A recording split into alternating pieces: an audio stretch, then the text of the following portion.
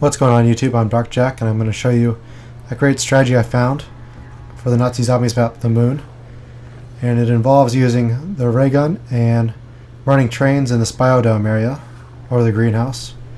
And previously I showed you a video of me running circles around this rock outside. That's a great place to run trains, but this is an even better spot I found because it's a lot bigger. And you can kind of make a figure 8 pattern. It's kind of like on the map Shino Numa, where you could run circles around that hut. But this is even bigger, and you have a lot of freedom to run around.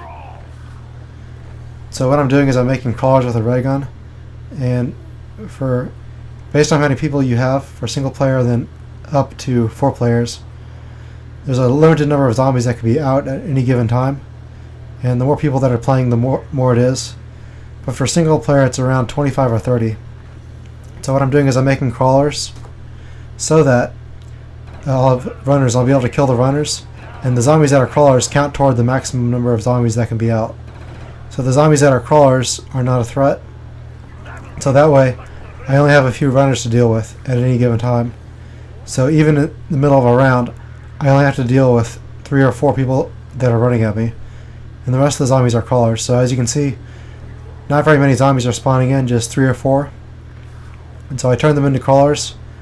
Then after they're crawlers, I can just kill them. And I can kill a few at a time. And then once those zombies die, more zombies spawn in to take their place.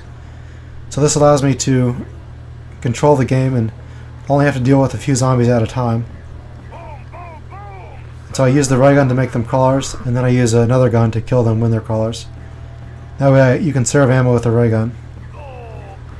So this is a pretty slow strategy. It takes a long time to do a round when you use this strategy, but it's very, very difficult to die as long as you just keep moving. And it helps if you use stamina, because that helps a whole lot. So once they're crawlers, you just have to run around them and then focus on the people that are running. So you can choose how many zombies are spawning at any given time based on how many of the crawlers you kill. So I think I've got like 5 or 6 runners, so I kill those runners and the rest of them are just crawlers.